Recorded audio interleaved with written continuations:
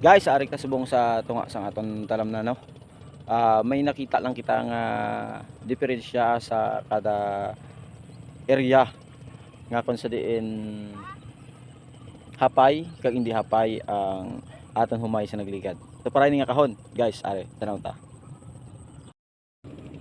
Amo ni guys ang perte nga hapay sang aton ni humay pagkaligad sang almost a week nga gin rado ini gin palo pa sa naton jutay nagpililisik guys ang mga uyang humay siguro mga sabag man nagkaladagdag kag may nakita man ako nga porsyon nga kita nyo ng lagpa dahon hilamon ina guys.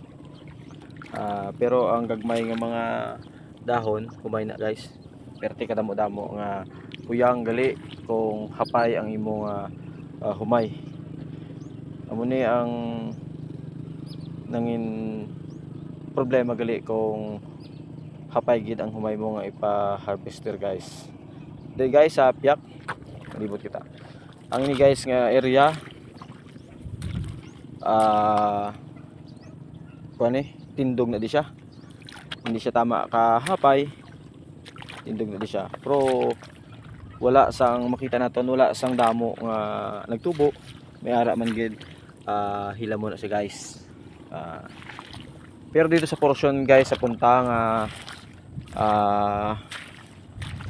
hapay na di siya ang diri nga area guys. Are hapay na di siya guys palapitan ta. Madamo-damo siya nga pisik niya kag may mga portion may ara man nga impon yung mga hilamon guys na damo-damo hilamon siya guys. Amo na guys